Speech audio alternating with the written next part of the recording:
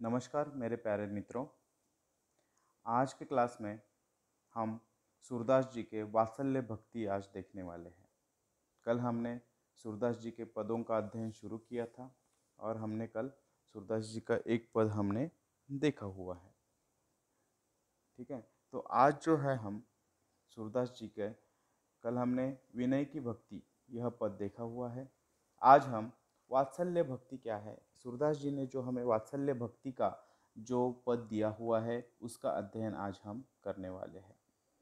सूरदास का जो वात्सल्य वर्णन है वह सूरदास के वात्सल्य वर्णन की करने वाले पद का अर्थ व्याख्या आज हम देखेंगे। तो सबसे पहले हमें यह जानना पड़ेगा कि वात्सल्य क्या है। तो सबसे पहले हम ये समझे कि सूरदास ने जो ये वात्सल्य के पद लिखे हैं वो क्या है। पद से आप भली भांति परिचित है कि पद क्या है, इसके बारे में आप भली भांति परिचित है, मगर यहाँ पर हम वात्सल्य की बात करते हैं। साहित्य में नवरस माने गए हैं। साहित्य में नौ रसों का उल्लेख हमें मिलता है, वात्सल्य उनमें से एक है। अगर मैं सीधे साधे शब्दों में आपको ये कहूँ कि माता पिता का या बड़ों का अपने बच्चों के प्रति जो प्रेम भाव होता है, ठीक है, जो प्रेम भाव होता है उसे ही हम क्या कहते हैं, वात्सल्य भाव कहा जाता है उसको ही। सूरदास ने अपने कई पदों में कृष्ण से जुड़े हुए उनके जीवन की घटनाओं से जुड़ी हुई बातों का वर्णन अपने वात्सल्य वर्णन में शामिल किया है। सूरदास जी ने अपने जो अपने भावनाएं हैं, अपना जो वात्सल्य भाव है वह अपने पदों के माध्यम से, उनका जो वात्सल्य भाव है वह श्री कृष्ण से जुड़ा हुआ है। उनकी जीवन का जो घटनाएं हैं, श्री कृष्ण से जुड़ी हुई जो बाल लीलाएं हैं, उस पर उन्होंने वात्सल्य का वर्णन शामिल किया है। वैसे तो हिंदी साहित्य में ही नहीं, संसार के बहुत सारे कवियों ने वात्सल्य भाव से जुड़े हुए कविताएं लिखी है। हिंदी में ही नहीं तो बहुत सारे अनेक कवि है, अनेक बाकी साहित्य में वात्सल्य भाव में कविताएं लिखी गई है, मगर हिंदी साहित्य में भी वात्सल्य भाव से जुड़ी हुई कविताओं की कमी नहीं है। बहुत सारा साहित्य वात्सल्य भाव से जुड़ा हुआ हिंदी साहित्य में है। लेकिन सूरदास इन सब में क्या है, अनूठे हैं, अनोखे हैं। सूरदास जी ने वात्सल्य वर्णन किया है, इन्होंने जो वात्सल्य वर्णन किया है वो पूरे विश्व साहित्य में अपना अनूठा अनोखा स्थान रखता है। इनका वात्सल्य भाव का जो साहित्य है वह अनूठा और अनोखा स्थान रखता है। ऐसा कहा जाता है कि सुर के वात्सल्य वर्णन के सामने अन्य कवियों के वर्णन उनके झूठन से जान पड़ते हैं। सूरदास की मुख्य पहचान मूल रूप से अनेक वात्सल्य से ही है। जो सूरदास की जो मुख्य पहचान है, सूरदास जी की जो मुख्य पहचान है, मूल रूप से उनके वात्सल्य वर्णन से ही है। सूरदास जी ने भगवान श्री कृष्ण की जो बाल रूप का जो वर्णन किया है, जो अपने आप में इतना अनोखा है, इतना मनमोहक है कि पाठक उसमें डूब कर रह जाता है। सूरदास जी ने जो श्री कृष्ण का बाल रूप का वर्णन किया है वो आप पढ़ो, यही पद नहीं बल्कि आप उन पदों का भी, बाल कृष्ण का भी वर्णन पढ़िए, आप उसमें मनमोहक हो जाओगे, आप उसमें डूब जाओगे। ऐसा साहित्य सूरदास जी ने लिखा हुआ है। श्री कृष्ण सूरदास के आराध्य दैवत है, लेकिन सूरदास ने अपने आराध्य का जो वर्णन किया है उसमें भक्ति की प्रधानता हमें कम प्रतीक होती है, साथी भाव की प्रधानता अधिक प्रतीक हमें वहाँ पे होती है। हम इसलिए ऐसा कह सकते हैं कि सूरदास जी ने कृष्ण के जन्म से लेकर युवावस्था का वर्णन बड़ी ही रोचकता के साथ किया है और उनके जीवन की एक एक घटनाओं का वर्णन सजीवता से उन्होंने करने का प्रयास सूरदास जी ने किया है।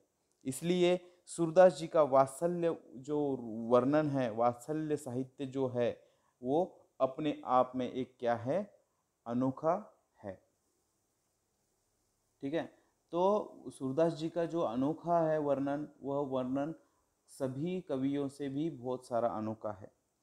अभी अभी मैं सूरदास जी के जिस वात्सल्य पद की ओर जा रहा हूँ, ठीक है, उसमें सूरदास जी ने श्री कृष्ण की बाल लीला का, बाल सुलभ चेष्टाओं का बड़ा ही स्वाभाविक वर्णन उसमें उन्होंने किया है सुर ने। और इसमें उन्होंने बिल्कुल भी सखा भाव का नहीं, सुंदर सखा भाव नहीं है, ऐसा सुंदर उदाहरण हमें दिया है। तो आइए हम अब पद की चर्चा करते हैं। कृष्ण के बाल लीलाओं में सबसे ज्यादा प्रसंग जो है, हमने देखा है कि माखन चोर श्री कृष्ण को कहा जाता है। तो कृष्ण की बाल लीलाओं में सबसे ज्यादा प्रसंग माखन चोरी का है। कृष्ण जो जो बड़े हो रहे हैं उनकी शरारतें क्या है, बढ़ती ही जा रही है। अब ये माखन चोरी भी करने लगे हैं। एक दिन कृष्ण को यशोदा ने माखन चुरा कर खाते हुए रंगे हाथों पकड़ लिया है।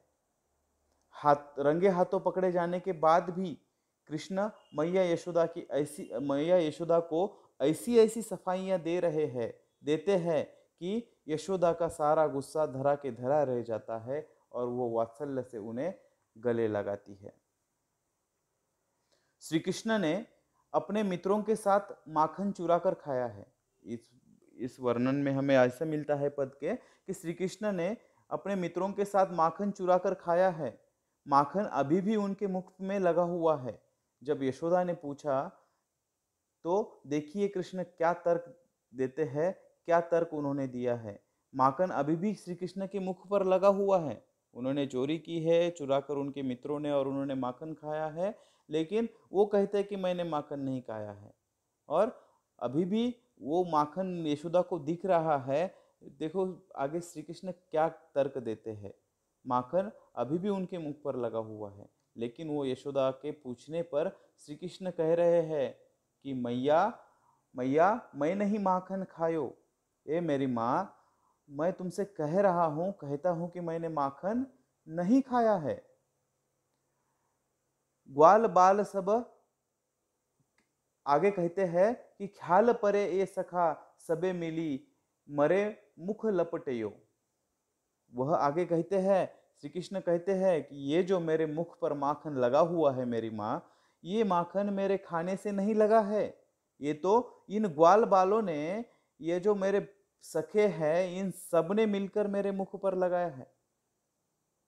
इन्होंने, इन बालों ने, इन मेरे मित्रों ने शत्रुतावर मेरे मुख पर लगाया है। इन्होंने शत्रुता निकाली है मेरे ऊपर, ताकि वे खुद चोरी के इल्जाम से बच सके और मुझे इसमें फंसा सके। अपनी बातों का विश्वास दिलाने के लिए श्री कृष्ण यशोदा को ये तर्क दे रहे हैं जो हमारे नन्हे लाल है। आगे कहते हैं कि देखी तू ही सीके पर भाजन ऊंचे धरी लटकायो, हो जू कहत नाने कर अपने में कैसे करी पायो। देखो आगे श्री कृष्ण कहते हैं कि तुम ही देखो मैया, तुमने तो ये मक्खन का जो मटका है घर में ऊंचे स्थान पर लटका कर रखे हैं। ये जो पूरे मटके हैं तूने घर में ऊंचे स्थान पर लटके हैं।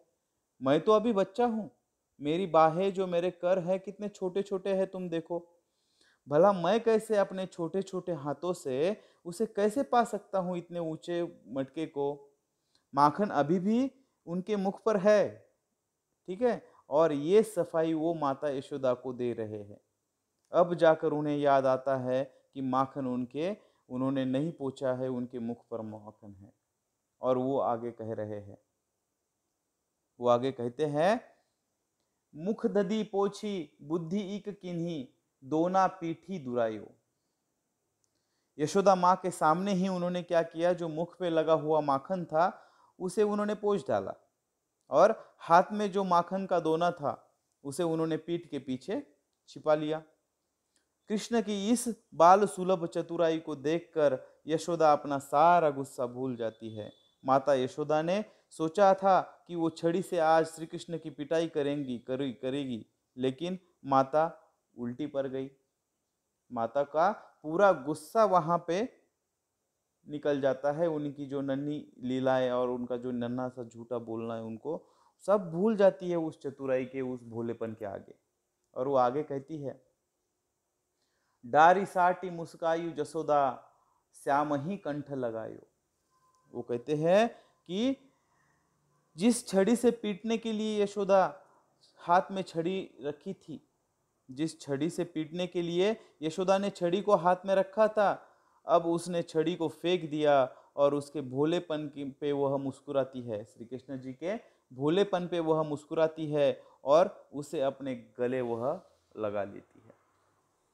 इतना प्यारा नाता यहाँ पे बेटा और माँ का यहाँ पे दिखाया है। और श्री कृष्ण की जितनी प्यारी प्यारी जो नन्ही हरकतें हैं, चतुराई है, जो भोलापन है, यहाँ पे सूरदास जी ने दिखाने का प्रयास किया है। आगे सूरदास जी कहते हैं, और एक बात सही है, बच्चा कितनी भी गलती करे, उसकी अगर सफाई और उसके भोलेपन के आगे माता को झुकना ही पड़ता है, माता अपने प्यार के आगे नहीं जा सकती है। तो आगे सूरदास जी कहते हैं, बाल विनोद मोद मन मोह्यो, भक्ति प्रताप दिखायो। सूरदास ऐसा कहते हैं कि श्री कृष्ण अपने बाल विनोद से जो सुख दे रहे हैं, लोगों का मन मोह रहे हैं, ये ऐसा इसलिए करते हैं ताकि उनके भक्तों को क्या आनंद की प्राप्ति हो, परमानंद की प्राप्ति हो सके। अपने भक्तों के प्रति अपना प्रेम प्रदर्शित करने के लिए भगवान श्री कृष्ण ऐसी लीलाएं करते रहते हैं। ऐसा यहाँ पे सूरदास जी कहते हैं, बाल विरोध मद मौन मोह्यो, भक्ति प्रताप दिखायो। इसका अर्थ ऐसा है।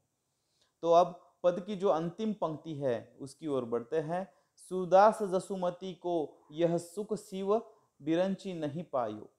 सूरदास कहते हैं कि इन बाल सुलभ शरारतों से यशोदा को जो सुख प्राप्त हो रहा है, उस सुख की प्रशंसा शिव मुनि भी अपने मुख से करते हुए नहीं थकते हैं। शिव मुनि भी अपने मुख से करते हुए नहीं थकते हैं।